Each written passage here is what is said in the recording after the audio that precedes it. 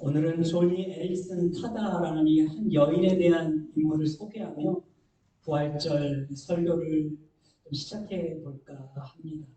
이 조니 에릭슨 타다는요, 신체 건강한 여인이었습니다. 승마와 하이킹, 테니스, 수영을 아주 좋아했던 여인이었죠. 그러던 1967년 7월 아주 기막힌 인생의 불행을 마주하게 됩니다. 당시 미국의 체사피크만이라는 강에서 다이빙을 하다가 목이 바위에 부딪히게 되면서 목 아래로 이제 마비가 된 것이죠. 전신 마비가 된 겁니다. 어깨 이하로 쓸 수 없는 사지 마비, 중증 마비 환자가 되었으니 얼마나 정말 그 인생이 불행했겠습니까? 당시 그의 나이 17살인 소녀였습니다. 에릭슨 타다는 이 극심한 괴로움과 우울증으로 인하여 여러 번 자살을 시도하지만 몸을 스스로 움직일 수 없기 때문에 그조차 마음대로 할 수가 없었습니다. 오늘 한 전도자가 병원으로 찾아와 말합니다. 하나님께서 당신을 사랑하세요. 사랑이라니요.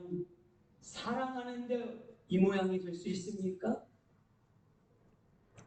나 더 이상 건들지 말고 내버려 두세요. 강한 반발심을 보이게 됐죠. 그 전도자는 이어서 또 말합니다. 그래도 만약 당신이 이 고통 속에서라도 감사할 수 있다면 하나님께 놀랍게 쓰임받을 수 있게 될 것입니다.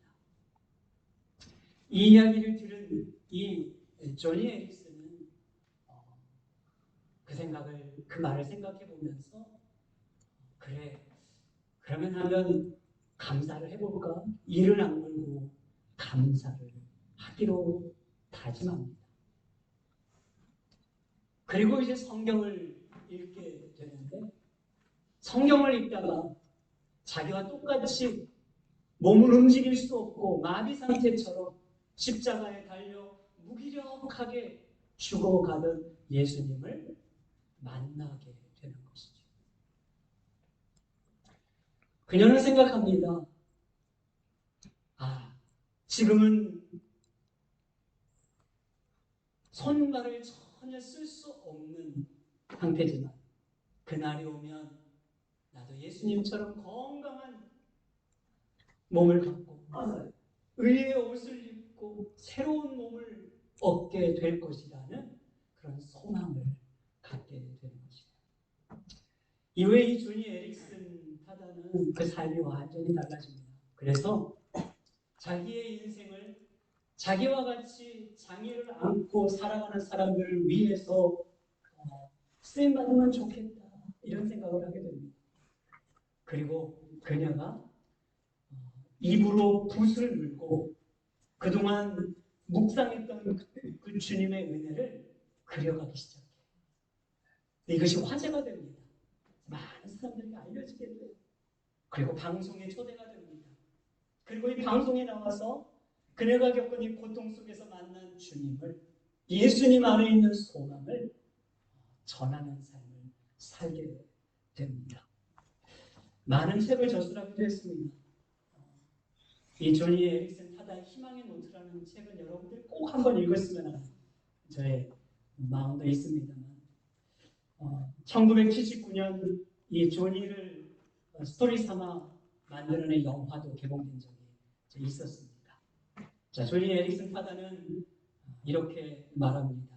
지금은 사지를 움직일 수 없는 초라한 몸에 불과하지만 천국에 가면 예수님처럼 건강한 두 발로 춤을 출 수 있다는 이 부활신앙이 현실의 고통과 장애를 이겨내게 하는 능력이었습니다.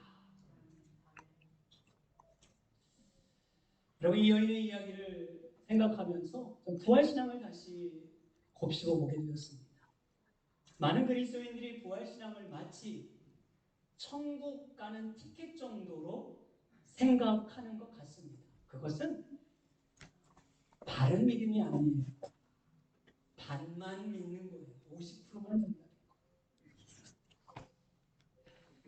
여러분, 참된 부활신앙은 천국에 대한 확신을 가지고 오늘을 살아내는 것, 오늘을 이겨내는 것, 이것이 바로 부활신앙인 줄 믿습니다. 우리 한국의 초창기 기독교 신앙을 보면요, 내세 중심적 신앙이었다고 해요. 그러니까 천국에 대한 소망을 가지고 극심한 현실을 이겨낼 수 있었던 거죠. 일제 치하를 겪고 전쟁을 겪으며 얼마나 가난한 시기를 겪었습니까? 그 피곤하고 정말 고된 절망적인 현실을 천국에 대한 신앙을 가지고 뭐 했다고요? 이겨냈다는 거예요. 그런데 오늘날 우리 한국 사람들은 너무나 지극히 현실주의적 신앙이 되어버렸대요. 현세주의적 신앙.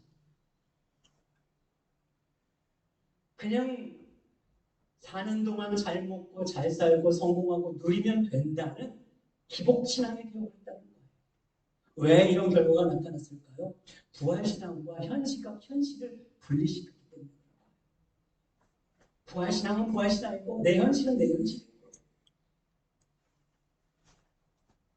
그래서 죽어서 가는 천국만 생각하고 실제 우리가 살아내야 될 고된 이민자의 삶, 그렇잖아요. 우리 피곤한 인생을 놓쳐버린 것이죠. 우리의 믿음이 삶에 정말 아무런 영향을 미치지 못하는 나약한 그리스도인으로 전락되어버린, 그것이 오늘 많은 그리스도인들의 모습이라고 말하는 것입니다. 여러분, 그런 점에서 저는 오늘 저와 여러분들이 다시 한번 이 십자가와 부활신앙을 회복할 수 있기를 주님의 이름으로 축복합니다. 고린도 교회 성도들 중에서도 여전히 예수를 믿지 못한 사람들이 있었습니다. 무슨 예수가 부활을 해? 그건 다 거짓말이야. 지어낸 얘기야. 그래서 이들 때문에 고린도 교회도 혼란을 겪을 수밖에 없었어요.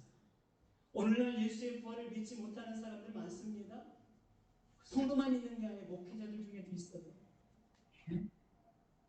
부활을 말로만 전할 뿐이지 믿지 못하는 사람들이 실제 얼마나 많은지 몰라요. 예수님이 잠깐 기절했다가 다시 일어난 거야.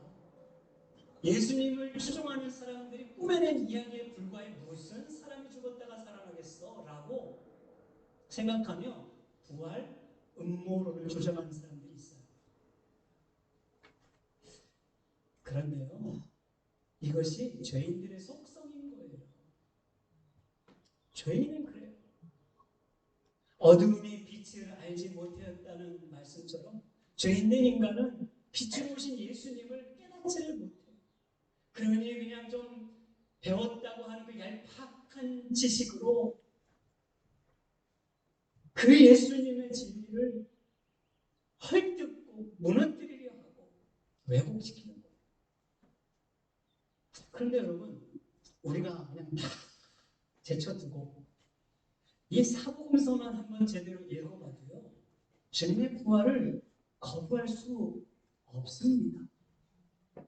마태, 마가, 누가, 요한이 기록한 사복음서를 보면 이 네 가지 복음은요, 매우 흡사하면서도 다른 점이 있어요. 왜냐하면 각각 다른 관점에서 기록하고 있기 때문에 그렇습니다.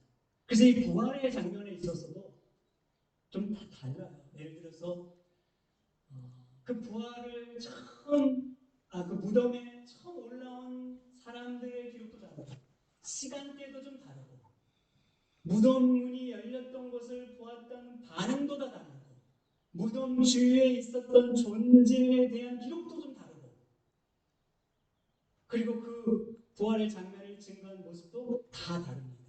그런데 조금씩 다 다른데 모두가 다 공통적으로 한 목소리로 선언하는 내용이 있어요. 무엇일까요? 예수님이 부활하셨다. 그가 여기 계시지 않고 다시 살아나셨느니라. 이건 다 똑같이 기록하고 있다는 사실입니다. 여러분, 예수님 부활하셨습니다. 죽음을 이긴 자는 없어요. 모든 인간은 아무리 힘이 있고 권력이 있는 통치자들일지라도 다 죽어 땅에 묻혔습니다. 인간은 죽음 앞에 무력한 존재예요. 인간은 죽음 앞에 두려워 떠는 존재입니다. 인간은 그 죽음 앞에 공포를 벗어날 수가 없는 존재예요. 그런데 유일하게 그 죽음을 이기시고 무덤 문을 여시고 사망 권세를 깨고 승리하신 분이 계십니다. 누구이십니까? 예수 그리스도이신 줄 믿습니다.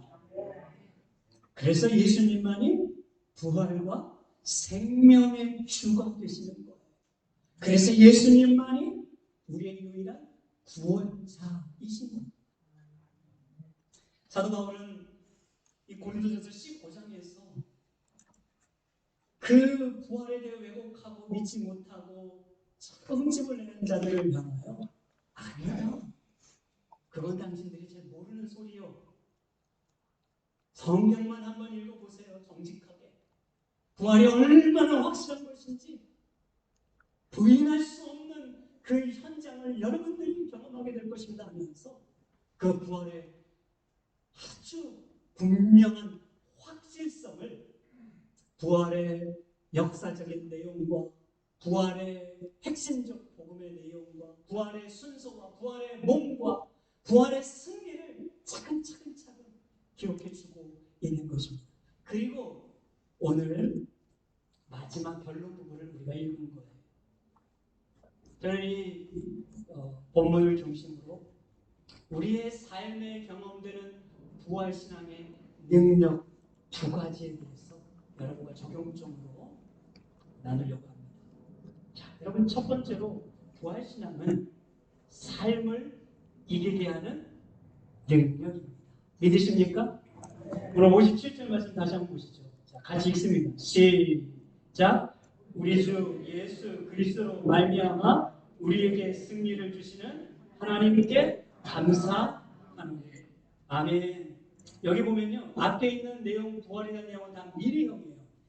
그런데 이 구절에서 이 힘을 주시는, 승리를 주신다고 할 때 이것은 현재형으로 기록하고 있습니다. 무슨 말이에요? 부활신앙이 현실과 동떨어져 있는 신앙이 아니라 우리의 현실 속에 우리가 살아가는 삶에 실제하는 믿음이라는 것을 말해주고 있습니다. 여러분, 고린도 교회는 문제가 매우 많은 경우가 있어요. 분쟁도 있죠. 윤리적인 문제도 있죠. 서로 다투고 소송까지 하죠. 인간관계로 막 상처와 아픔도 겪죠. 가난으로 절박하게 살아가는 사람들도 있죠. 은사 문제도 있죠. 그냥 고린도 교회 얼마나 우리가 지금 겪고 있는 교회들의 문제를 다 지금 한꺼번에 겪고 있는 거예요. 그런데 이 성도들을 향한 바울이에요. 이 처방이 얼마나 놀라운지. 처방을 주는데 그것이 다름 아닌 십자가와 부활이라는 거예요. 십자가로 그래서 고린도전서는 시작합니다. 문제를 다 열거합니다. 그리고 마지막은 부활로 마무리합니다. 자, 십자가와 부활로 우리의 인생이 이렇게 다 둘러싸여 있는 거예요. 그 십자가 부활 신앙을 다시 회복하면 이겨내지 못할 문제가 없다 이 말이죠. 자, 고린도전서 1장 18절 보십시오. 시작. 십자가의 도가 멸망하는 자들에게는 미련한 것이요 구원을 받는 우리에게는 하나님의 능력이라. 아멘. 십자가의 도 시작하죠. 그리고 15장 오늘 54절 말씀 한번 더 읽죠. 시작. 이 썩을 것이 썩지 아니함을 입고 이 죽을 것이 죽지 아니함을 입을 때에는 사망을 삼키고 이기리라고 기록된 말씀이 이루어지리라. 아멘. 보세요. 썩을 것이 썩지 아니함을 입고 죽을 것이 죽지 아니함을 입고 사망을 삼켰노라. 뭘 말해요? 부활. 예수님의 부활을 말하고 있는 거예요. 그렇게 부활을 강조하고 또 강조하고 있는 것입니다. 자, 빌립보서 3장 10절 말씀도 한 구절 더 읽어보죠. 자, 시작. 내가 그리스도와 그 부활의 권능과 고난의 참여함을 알고자 하여 그의 죽으심을 본받아. 여기서도 무슨 능력을 말합니까?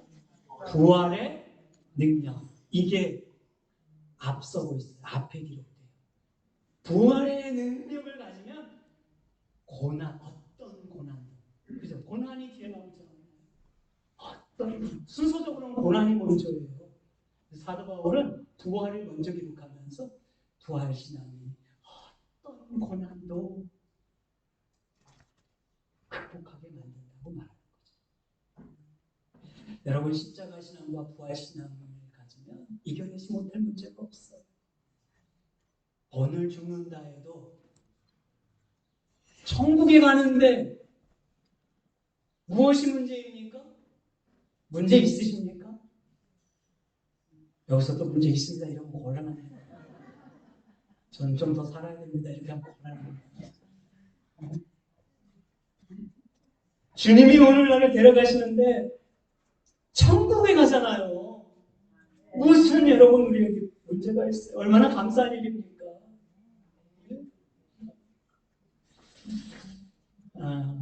제가 한번 여러분께 소개한 적이 있었는데 몇 년 전에 장로님께서 이제 소천을 하신 적이 있어요. 근데 이 장로님이요, 건강하게 사시던 분이에요. 열심히 일하면서. 그럼 어느 날 건강검진을 위해서 병원에 갔다가 간암 말기 판정을 받았어요. 신장까지 망가졌다는 정말 하늘이 무너지는 선고를 받게 됩니다. 그날로 치료 돌아서 병원에 입원하셨어요. 그분이 이제 저한테 한 번은 전화를 하는데, 그때 이제 코로나 시기였기 때문에 찾아갈 수가 없었거든요. 목사님, 너무 갑작스러운 일이어가지고 이게 도대체 무슨 일인지 믿기지가 않고 받아들여지지가 않습니다. 그런데 이 또한 하나님의 주권 안에서 일어난 일이겠지요.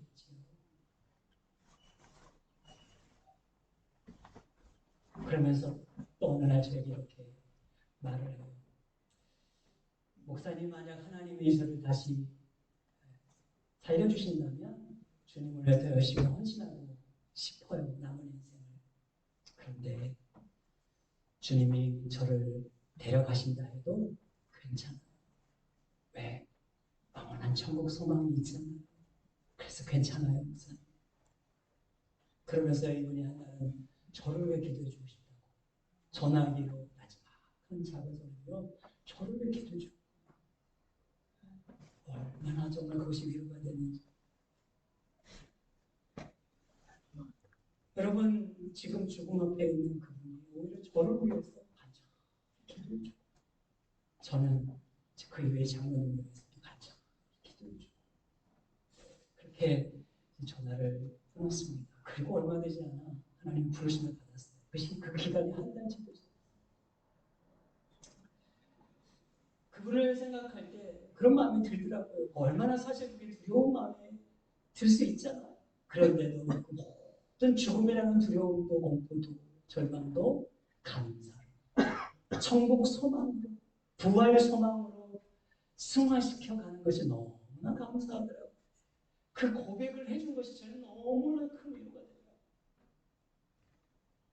조니 에릭슨 바다처럼 전심마비라는 정말 비참한 현실을 살아도 살아갈 이유가, 살아갈 목표를 발견할 수 있는 것이 바로 부활신앙인 줄 믿습니다. 그러므로 여러분, 부활신앙을 잘 장착해야 돼요. 그러면 이겨내지 못할 어려움은 없을 줄 믿습니다. 자, 두 번째, 부활신앙은 역동적인 삶을 살게 한다는 거예요. 오늘 58절 말씀도 같이 읽어보죠. 큰 목소리로 시작. 그러므로 내 사랑하는 형제들아, 견실하며 흔들리지 말고 항상 주의 일에 더욱 힘쓰는 자들이 되라. 이는 너희 수고가 주 안에서 헛되지 않은 줄 알미라. 아멘. 여러분, 부활장의 마무리가 바로 이 58절인데 58절은 그러므로 접속사로 마무리돼요. 이것은 15장이라는 부활장 전체의 결론이기도 하지만 저는 고린도전서 전체의 결론으로도 보이더라고요. 지금 이렇게 말하는 거죠. 어떤 삶의 어려움에 만나 그것이 우리의 인생을 강하게 흔들어낼지라도 넘어지지 않고 주를 위하여 더 힘써 살아갈 수 있게 만드는 힘이 부활신앙입니다.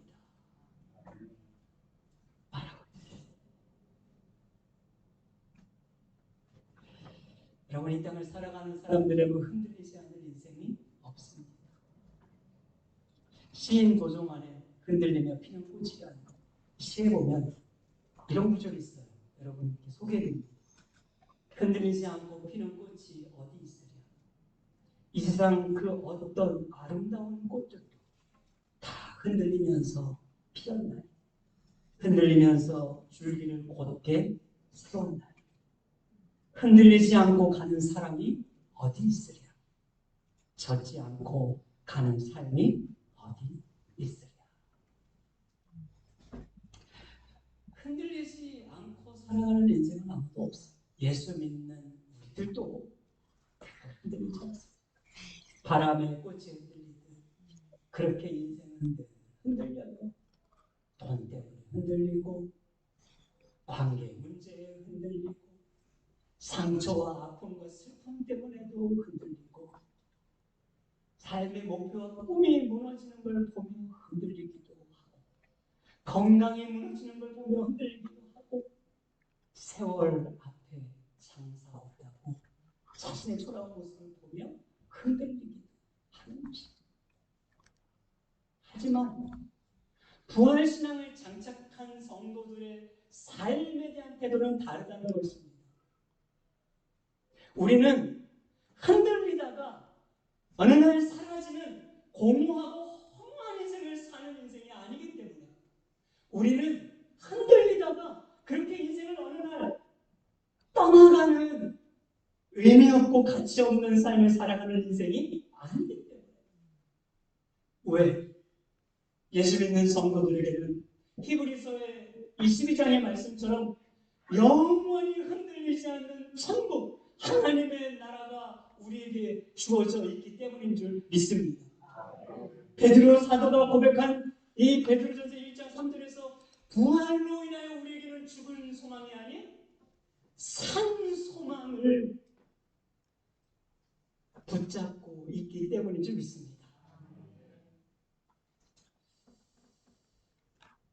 그러므로 사랑하는 여러분, 말씀을 맺습니다. 부활신앙을 붙잡는 자는 인생의 흔들림 속에서도 주저앉지 않습니다. 포기하지 않습니다. 오히려 어떻게 하면 주님을 더 기쁘시게 할까? 어떻게 하면 주를 위해서 더 힘써 살아가 볼까? 어떻게 하면 내게 주어진 이 건강으로, 이 재능으로, 이 물질로, 내게 주어진 이 시간으로 주님을 위해 영광된 삶을 살아갈까? 좀 더 섬기고, 좀 더 나누고, 좀 더 베풀고, 좀 더 헌신하고, 좀 더 봉사할까를 생각하며 사는 인생이 됩니다. 사랑하는 여러분, 예수님 부활하셨습니다. 부활하신 주님이 우리와 함께 하십니다. 이 부활신앙을 더 견고히 장착하셔서 흔들림 없이 남은 삶도 주를 위해 힘써 살아가는 여러분 되기를 주님의 이름으로